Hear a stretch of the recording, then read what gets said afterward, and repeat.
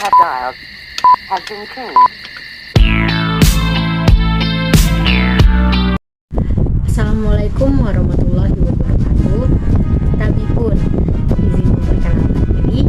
Nama saya Wina Kemalasari, NPM 2113022010 dari Program Studi Pendidikan Fisika, Fakultas Keguruan dan Ilmu Pendidikan, Universitas Lampung.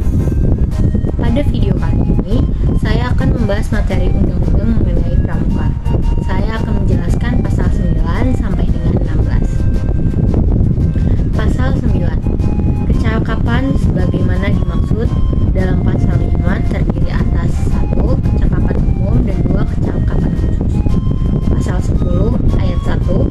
Kegiatan pendidikan kepramukaan dilaksanakan dengan menggunakan sistem AMONG. Ayat 2. Sistem AMONG merupakan proses pendidikan kepramukaan yang membentuk peserta didik agar merdeka, disiplin, dan mandiri dalam hubungan timbal balik antar manusia.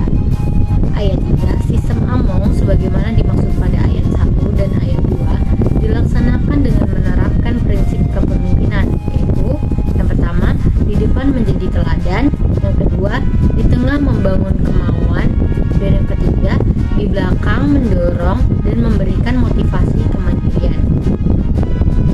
Pasal 11.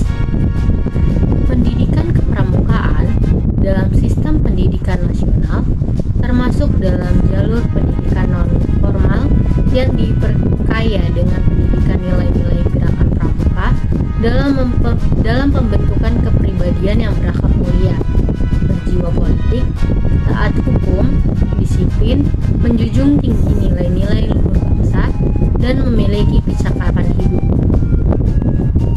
Pasal 12.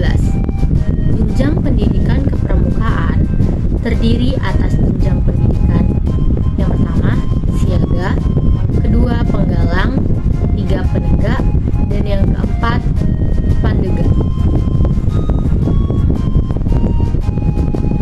Untuk pasal 13 ayat 1, setiap warga negara Indonesia yang berusia 7 sampai dengan 25 tahun berhak ikut serta sebagai peserta didik dalam pendidikan kepramukaan. Ayat 2, peserta didik sebagaimana dimaksud pada ayat 1 terdiri atas yang pertama, pramuka siaga, kedua, pramuka penggalang, tiga, pramuka penegak, dan keempat, pramuka pandega. Ayat 3, peserta didik sebagaimana dimaksud pada ayat 1 dalam pendidikan kepramukaan disebut sebagai anggota muda. Pasal 14 ayat 1, tenaga pendidik dalam pendidikan kepramukaan terdiri atas yang pertama, pembina, kedua, pelatih, ketiga, pamong, dan keempat, instruktur. Ayat 2, tenaga pendidik sebagaimana dimaksud pada ayat 1 harus memenuhi persyaratan standar tenaga pendidik.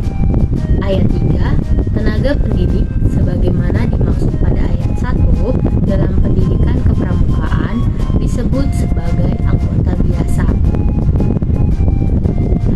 Untuk pasal 15, kurikulum pendidikan kepramukaan yang mencakup aspek nilai sebagaimana dimaksud dalam pasal 8 ayat 1 dan kecakapan sebagaimana dimaksud dalam pasal 9 disusun sesuai dengan jenjang pendidikan kepramukaan yang harus memenuhi persyaratan